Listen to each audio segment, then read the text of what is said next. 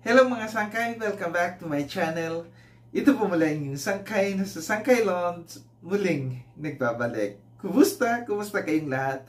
Sana nasa maayos na kalagay ng lahat. Mapa dito sa Pilipinas o sa mga nasa ibang bansa, dobling ingat tayo, no? So mega love shoutout sa inyong lahat.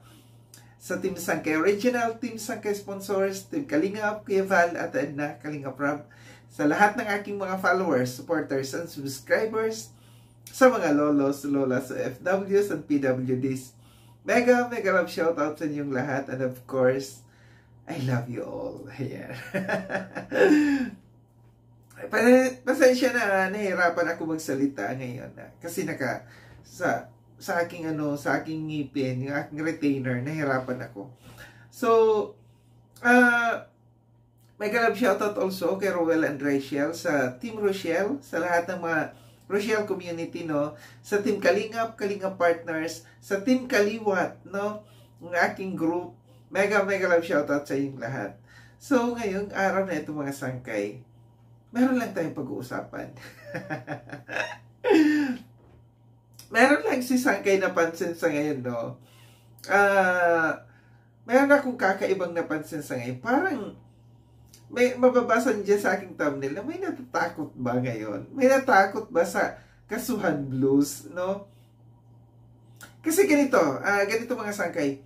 Akala ko yung tao na ito na palamura, na ang tapang-tapang. Sobrang tapang niya, kahit sino minumura.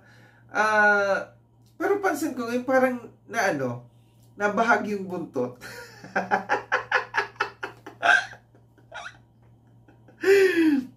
Kala ko ba, boy, ang tapag mo.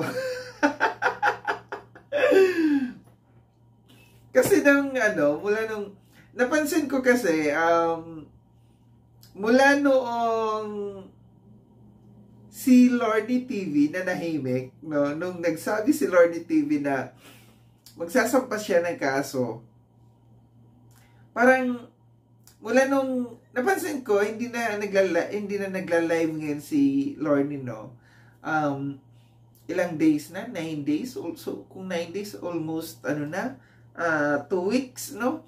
Almost 2 weeks na wala siyang, wala siyang upload, walang live. Sabi niya kasi na makita sa tamang lugar kung saan sila dapat makita, no? Nananahimik, no? Parang nakakatakot yung katahimikan, yung pananahimik ni Lorny, kasi parang seryoso, no? Kung ating pagbabasihan yung katahimikan, yung pananahimik ng isang tao, siguro advice yan ng kanyang lawyer na manahimik, huwag mag-live, huwag sumagot kung ano-ano, which is yun yung tama, no? Kakabahan ka talaga. Kakabahan ka talaga sa katahimikan ng ginagawa ni Lordy TV, no? Pansin ko dito sa isang taong ito, no, na yung palamura.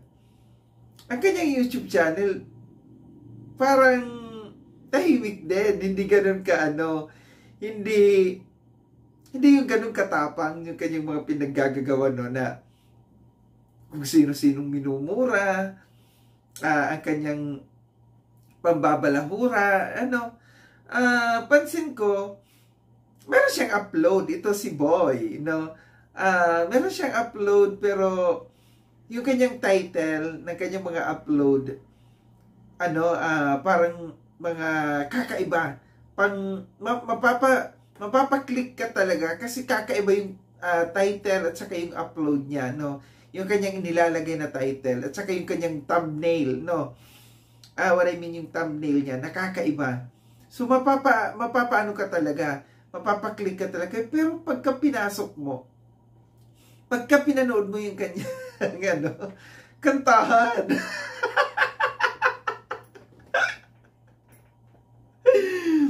parang meron akong sino daw ba yung nakasuhan ng ganito, ganyan yung title niya sa thumbnail. Pero pagka, binanmon mo, nagkakanta, nagbi-video, okay. Ang galing manguto, no? ang galing niyang mag-utol ng mga tao na para akala ng mga tao ang topic ay patungkol doon sa nakalagay sa kanyang thumbnail at saka sa kanyang title, pero kantahan blues. Kinakabahan na siguro ito ngayon, no? Kabadong-kabado, malamang kabado siya na na baka maswak siya dito, mapasok sa banga.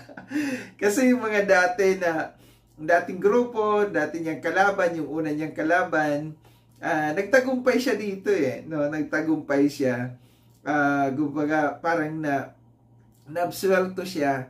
Kasi, yung kalaban, sumasagot, no? Sumasagot. Kaya naabsuelto.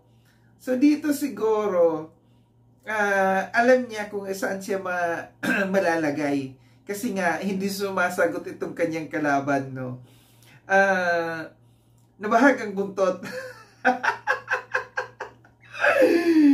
Akala ko ba ang tapang-tapang? Yun naman pala, ay ano pala. Tuloy mo lang, no? Tuloy mo lang yung ginagawa mo.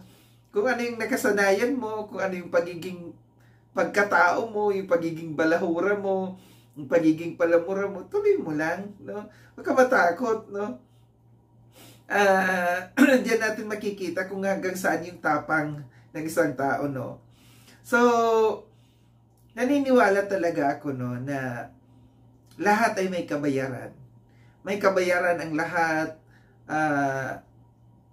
may karma, yung sa dami-dami ng mga taong binastos, sa dami-dami ng mga taong binalahura, makakahanap ka talaga at makakahanap ka ng katapat mo, no? Ng magiging katapat mo.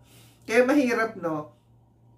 Mahirap magpakakampante, mahirap yung gagawin mo lahat, yung pambabalahura sa mga tao, pambabastos sa mga tao, ina-underestimate mo yung mga tao na nandito sa social media, na hindi mo totally kakilala, personally kakilala yung tao, na babalahurain mo, babastusin mo.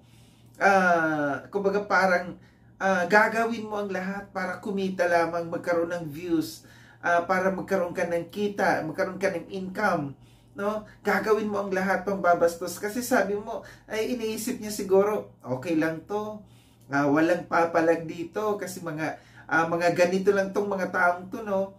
Pero mahirap, no? Gaya ng sabi ko, mahirap mag-underestimate ng isang tao na hindi mo personally kilala.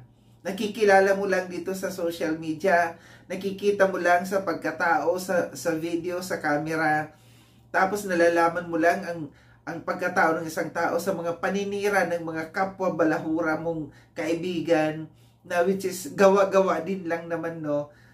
Yun yung mahirap.